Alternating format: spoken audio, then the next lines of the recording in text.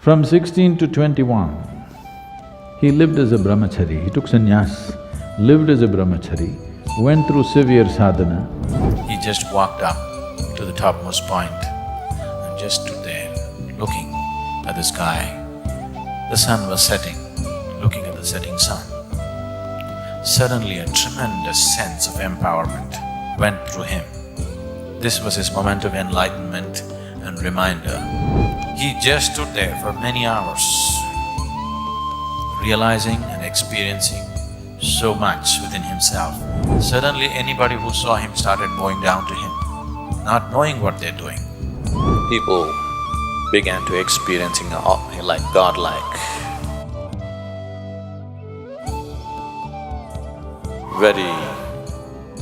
Very few human beings ever get to be placed in as complex situations as Krishna was placed. In one human being's life, going through the variety of situations that he went through is generally, it doesn't happen to most human beings. And in all these situations that he was faced with, the clarity of vision that he exhibited and the certainty about his ability to discern as to what is true and what is not true, the clarity that he brought to people around him, people began to experiencing like godlike. So he was proclaimed as an incarnation and a complete incarnation. For those of you who are not familiar with this, they talk about 9 incarnations. I want you to understand this is what I'm going to say now is much before Charles Darwin came. So the first incarnation was Matsyavatara, that means God appeared in the form of a fish. And you know Charles Darwin went about proving the first form of life on the planet were water life, fish. And the next incarnation is Kurmavatara, that means it's a turtle, it's an amphibious animal, half water, half land. Charles Darwin said this also. The third incarnation is Varahavatara, which is in the form of a pig, a gross mammal. And the fourth incarnation is Narasimhavatara, that is half man and half animal. The next one is Vamanavatara, a dwarf, human form but a dwarf. The next one is Parashurama, a full-grown man but an extremely violent man, a great fighter. So Parashurama is a fighting man. He even lopped off the head of his own mother, a very violent man. The next one is Ramavatara, a very peaceful one, but very unidimensional kind of man. The next is Krishnavatara, a very multi-dimensional human being. So Krishnavatara was considered as a complete avatara or a complete incarnation of God, not just one aspect. As a tribute to the multi-dimensional nature of who he was. And though he himself never claimed it, even if he had not claimed it, people around him naturally identified him as divine. In this identification that people attach to him,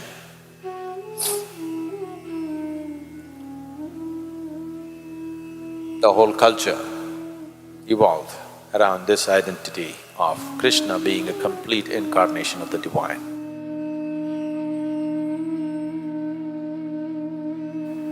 When we say Krishna, the essence of who he is,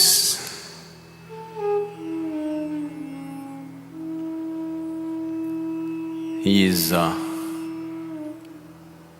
an irrepressible child, a terrible prankster, an enchanting flute player, a graceful dancer, an irresistible lover, a truly valiant warrior, a ruthless vanquisher of his foes, a man who left a broken heart in every home.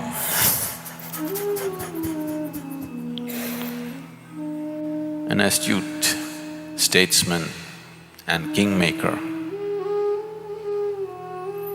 a thorough gentleman, a yogi of the highest order, and the most colorful incarnation. Krishna is seen and perceived and understood and experienced in many, many different ways by different people. Duryodhana, through the eyes of Duryodhana.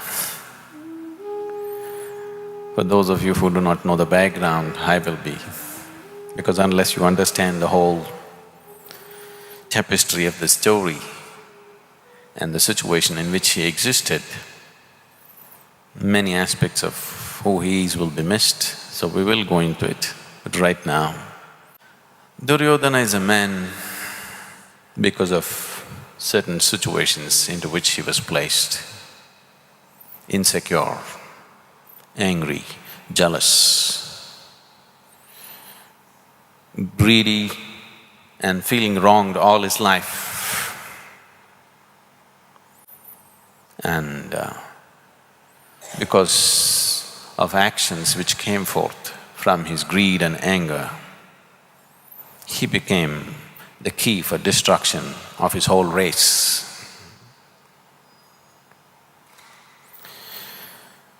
In Duryodhana's words, he is a smiling rogue, if there was ever one.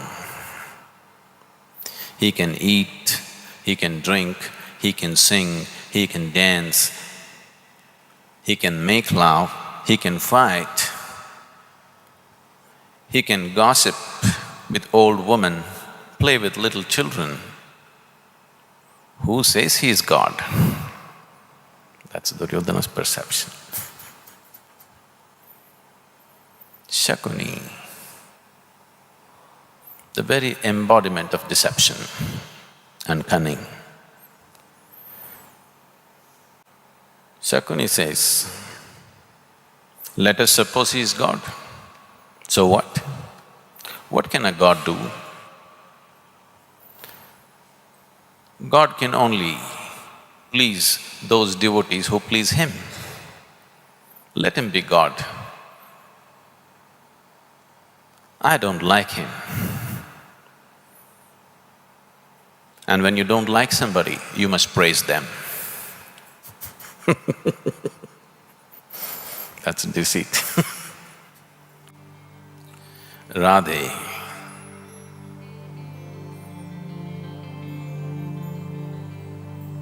his childhood lover, a milkmaid, a simple woman of the village.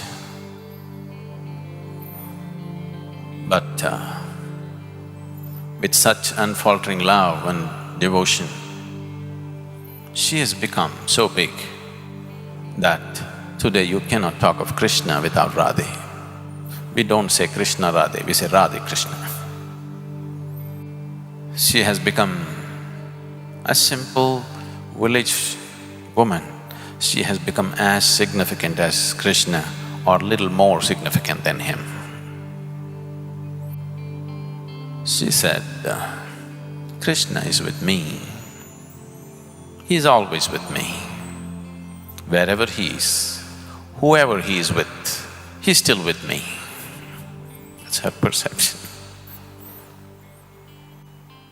Krishna expressed to his mother that he wants to marry Radha. His mother said, she's not an appropriate girl for you because she's 5 years older than you and she's already betrothed to somebody else. Krishna said, I don't know all these things of appropriateness. From the moment she saw me, she has loved me and she's lived in me. So, I want to marry this girl.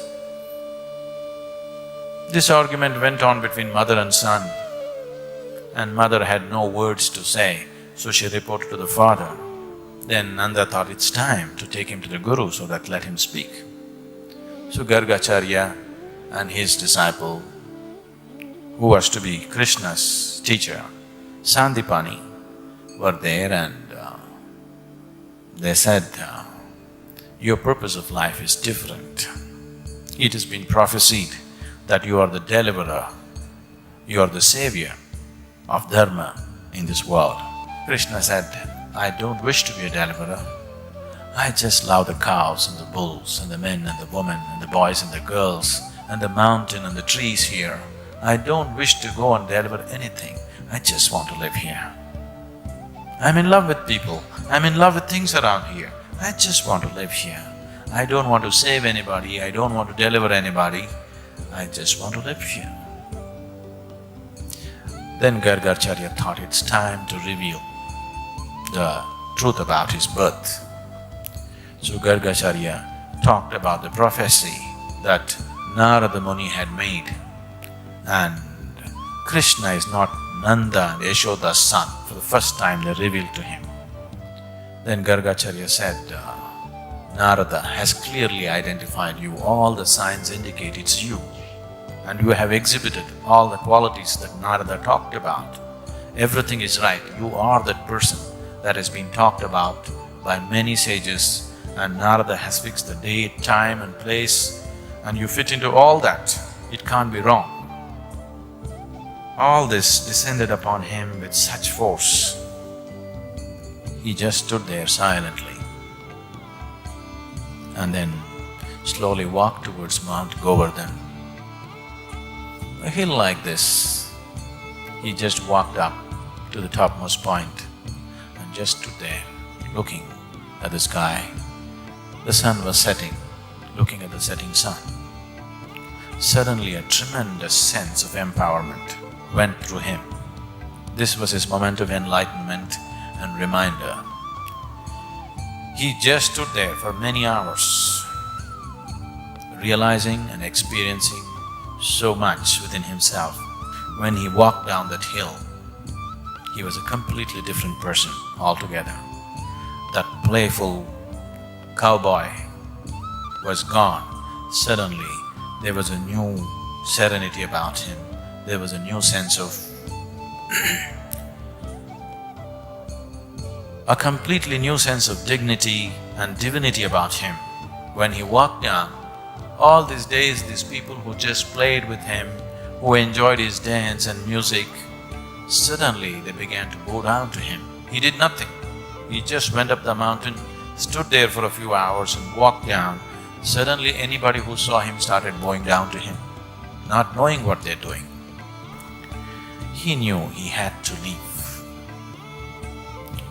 But before he left, this was not a full moon. The last full moon rasa is over, but he organized an unscheduled rasa. He wanted to just for once dance and sing with his people. So he sang and danced, and everybody knew he's leaving.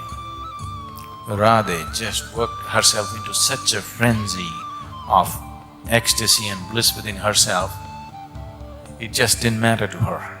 She just transcended the normal limitations of emotion and became so ecstatic and wild-eyed that nothing mattered to her.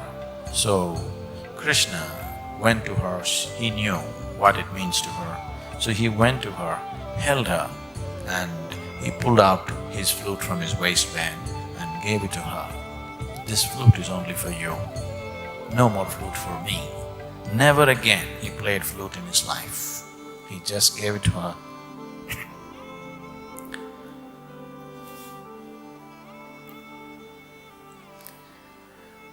From that day onwards, Radha started playing flute like Krishna. Krishna never again played the flute.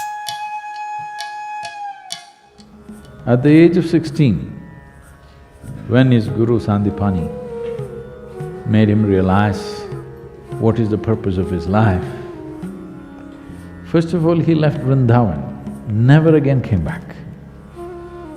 Never again came back to see any of his relatives or the girls or boys of his area. That was the end of it. At 16, he left. When he was leaving, today if we say Krishna, we say Radhe Krishna. Radhe comes ahead of Krishna. Because their love, their intimacy, their romance caught the imagination of a whole culture in the entire subcontinent in such a way that we don't say Krishna Radhe, we say Radhe Krishna. But at the age of 16, he saw her for the last time and never again saw her. And at the age of 16, when he was leaving, he said, I played this flute for you. Now I'm going and not coming back. So, as an offering to you, for the love that you are, I'm going to give this flute to you and never again play the flute again, and he never again played the flute. From then on it was Radha who played the flute. He never played flute after 16. From 16 to 21, he lived as a brahmachari, he took sannyas, lived as a brahmachari, went through severe sadhana. After that, his entire life was committed to marry political life, political process and the spiritual process. Well, it ended up in a disaster, but he did everything possible. These things are never spoken of. In the northern plains of India, he set up over 1,000 ashrams because he wanted spiritual process not to be a separate thing. He wanted spiritual process to be a part of life. As we live, as we brush our teeth in the morning, we meditate. He wanted to bring spiritual process not as a fringe thing, but as a mainstream life, particularly to the rulers of the country, of those many countries that India was at that time. His mission was to spiritualize the political process of the day. So obviously, those days, political process was not a democratic process. So he thought, the most important thing is, if the leadership gets it, then the benefit will naturally come to the people. People who handle other people's lives, for example, a king or a prime minister or a president of a country today, or even a CEO of a company because they have hundreds of thousands of people under them, once you have such a responsibility, then every thought that you generate, every emotion that you generate, every action that you perform impacts millions of people's lives. When you have such a responsibility, it's very important you are in a good state. What you think, what you feel must be coming from a certain inner space which will work for everybody's well-being. If I have a narrow view of life, every thought that I generate will damage people's lives, every emotion that I have will damage people's life, actions that I perform and especially actions that I do not perform, which I'm supposed to perform, will cause immense damage to people's lives, isn't it? So he focused only on leadership. He wanted the kings of the day to turn spiritual. Unfortunately, it ended up in a disaster of Kurukshetra, a terrible war which wiped out, an entire generation of men literally. But still we worship him. Everything that he wanted to create failed with Kurukshetra war. That's one thing he desperately tried to avoid is that war. But the most terrible war happened, and even he, his own clan, all fought among themselves and killed themselves. But we call him Lord, because through all this he was playful, untouched by a terrible reality, a terrible drama that's playing around you, but still untouched. So this we are saying, Lord. This you can also do, isn't it? Whether you are going to become the biggest success in the world or not is subject to many realities. But are you a successful human being? That means, are you able to conduct your life consciously, or if life pokes you, will you become an animal? This is the question. This one question, if you successfully handle, you also we will call you Lord. Yes?